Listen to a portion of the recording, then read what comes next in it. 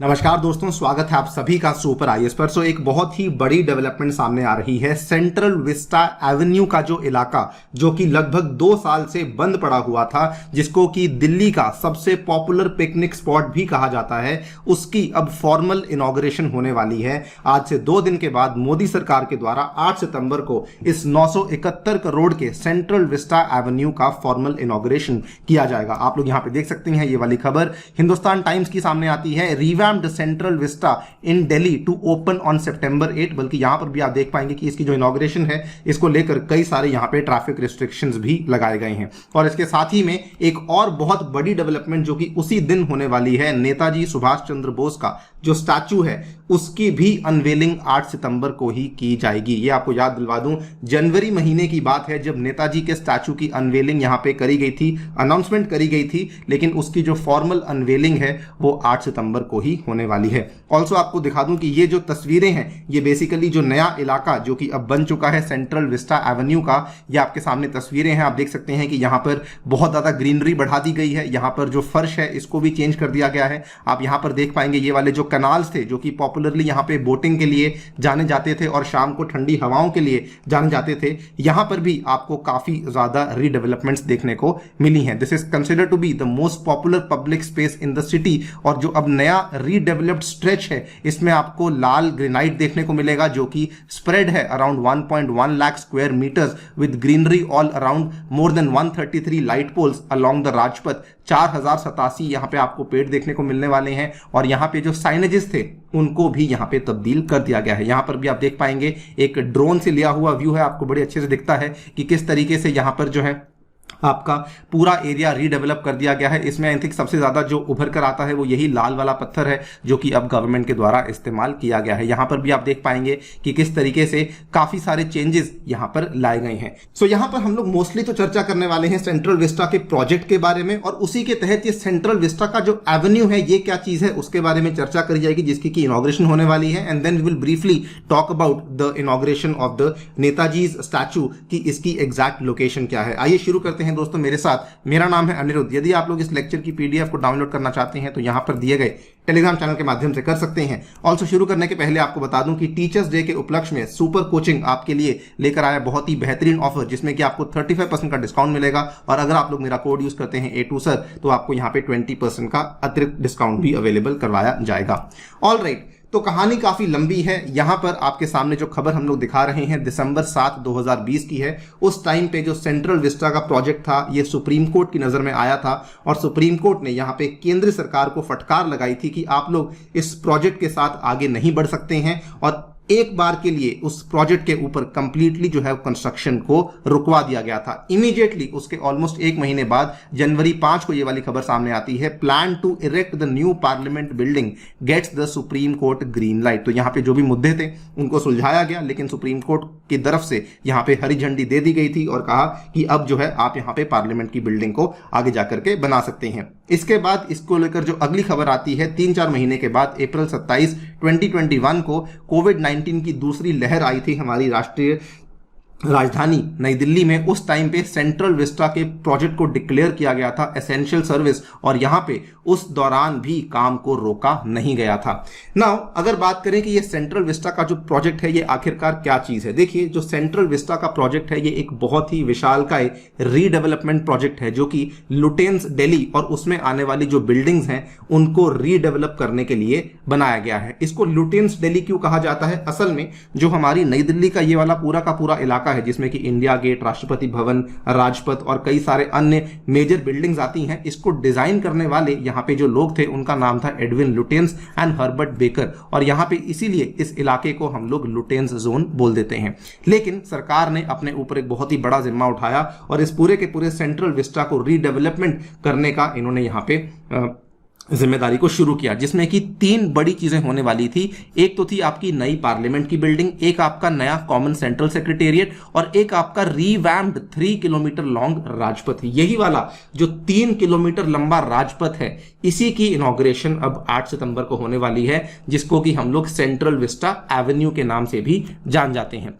सवाल ये आता है कि सरकार के द्वारा यहाँ पे न्यू प्रोजेक्ट क्यों लाया जा रहा था। यहाँ पे प्रॉब्लम क्या थी कि जो एग्जिस्टिंग बिल्डिंग्स थी, भले वो पार्लियामेंट की हो, भले वो अन्य दफ्तर हो of the central government, even जो पीएम का रेजिडेंस था और जो वाइस प्रेसिडेंट का हाउस था, वो सही से प्लान नहीं किया गया था। गवर्नमेंट के अकॉर्डिंग ये सारी की सारी चीजें इनएडिक्वेट थी। इसी के चलते यहां पर कई सारे बदलाव लाने की बातचीत करी जा रही थी। इस सिंगल फोटो के माध्यम से आप लोग समझ पाएंगे कि क्या क्या यहां पे बदलाव लाए जा रही हैं। इस फोटो में देखिए, यहां पर आप लोग देख पाएंगे this is the famous Rashtrapati Bhavan, और यहां पर आपको देखने को मिलता है इंडिया गेट, और इसी में आपको देखने को मिलती है हमारी अमर जवान ज्योति। नाउ इन दोनों को जोड़ने वाला जो ये पथ है, जिसको हम कहते हैं राजपथ, इसका बाय द वे नाम चेंज कर दिया गया है। आज सुबह ही ये खबर आई है, राजपथ का जो नया नाम है इसका अब नाम बदल करके कर्तव्य पथ रख दिया गया है। राजपथ का तो सबसे पुराना नाम था बिफोर इंडिपेंडेंस, इसको दोस्तों किंग्स वे मार्ग कहा जाता था, उसके बाद इसको राजपथ कहा जाने लगा, और अब फाइनली जो है इसको यहां पे कर्तव्य पथ का नाम दिया गया है। ये तीन चीजें यहां पे नहीं बदलने वाली हैं, राष्ट्रपति भवन, राजपथ ये वैसे रहेगा, और इंडिया गेट ये भी वैसे ही रहेगा। लेकिन इसके अलावा यहां पे कई सारे बदलाव देखने को मिलेंगे। पार्लियामेंट जो कि यहां पर थी, इसको शिफ्ट करके यहां पर लाया जाएगा। इसकी शेप में भी और इसके आकार में आपको चेंजेस देखने को मिलेंगे। लेकिन जो एग्जिस्टिंग पार्लियामेंट है इसको तोड़ा नहीं जाएगा, इसका इस्तेमाल अन्य चीजों के लिए किया जाएगा।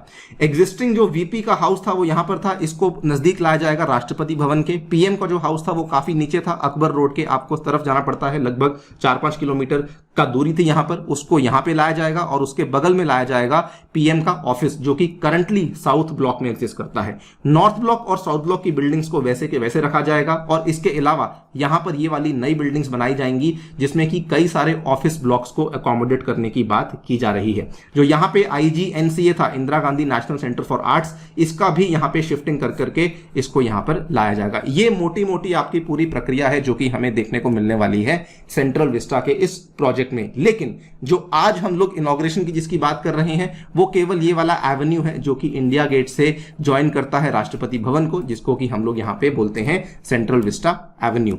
नाउ इस प्रोजेक्ट को लेकर कई सारी वैसे तो अभी डेवलपमेंट्स होनी बाकी हैं। इसको लेकर एक मेजर डेवलपमेंट पिछले साल सितंबर 2021 में हुई थी, जब मोदी गवर्नमेंट के द्वारा यहां पे डिफेंस मिनिस्ट्री के लिए 2 बड़े बड़े कॉम्प्लेक्सेस को इनॉग्रेट किया गया था। आपके सामने है ये वाली 2 बड़ी बिल्डिंग्स हैं जिनको कि इनॉग्रेट किया गया था। दोनों बिल्डिंग्स को कंस्ट्रक्ट किया गया था by the housing and urban affairs ministry, जिसमें रिसोर्सेज की एलोकेशन डिफेंस मिनिस्ट्री के द्वारा करी गई थी। और इसमें आपको जो ऑफिस स्पेस देखने को मिलती है it is approximately 9.6 lakh square feet. यहां पर जब इसकी इनॉग्रेशन करी गई थी तो आपको बता दूं कि इसमें जो कॉम्प्लेक्सेस हैं कस्तूरबा गांधी मार्ग और अफ्रीका एवेन्यू, ये बिल्कुल जो एरियाज है वहीं पर आपको देखने को मिलते हैं, वहां पर इसकी जो है इनॉग्रेशन को किया गया था। ये आप लोग देख सकते हैं सितंबर 2021 की फोटोज हैं जिसमें कि हमारे रक्षा मंत्री और हमारे प्रधानमंत्री दोनों ही उपलब्ध थे। और यहां पर आप देख सकते हैं एक और फोटो भी है जो कि दिखाती है इस इनॉग्रेशन के बारे में।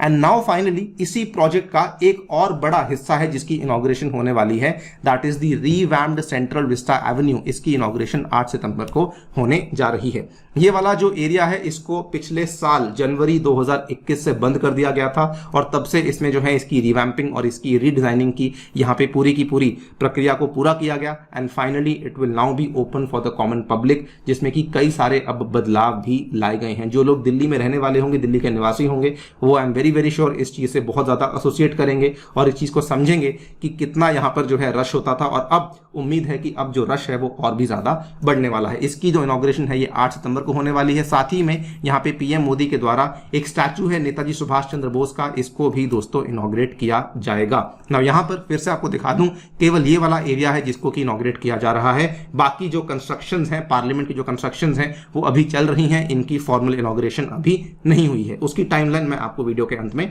भी दिखाऊंगा। इसके साथ में जो दूसरी बड़ी चीज हो रही है वो नेताजी सुभाष चंद्र बोस का यहाँ पे स्टैचू है, जिसके बारे में आपको बता दूं इसकी जो अनाउंसमेंट है पीएम मोदी के द्वारा जनवरी 23 को करी गई थी, और वो दिवस था बोस की 125वीं बर्थ एनिवर्सरी की सेलिब्रेशन पे। उसके बाद उन्होंने ये भी कहा था कि जब तक यहाँ पे प्रॉपर स्टैचू नहीं बन जाता है तब तक यहाँ पे हम लोग सुभाष चंद्र बोस जी का हॉलोग्राम है जिसको कि यहाँ पे लगा के रखेंगे। जिस हॉलोग्राम को जून के महीने में हटाया गया था, उसके बाद प्रॉपर कंस्ट्रक्शन यहाँ पे शुरू कर दी गई थी, और इसकी अब जो फॉर्मल अनवेलिंग है ये हमें देखने को मिलने वाली है 8 सितंबर को। यहाँ पर आप देख सकते हैं ये रही आपका एरिया जहां पर आपको अमर जवान ज्योति और यहाँ पर आपको इंडिया गेट देखने को मिलता है, और यहाँ पर आपको ये वाला स्टैचू है जो कि आपको बिल्कुल नेताजी सुभाष चंद्र बोस का जस्ट इंडिया गेट के ही आपको सामने देखने को मिल जाता है।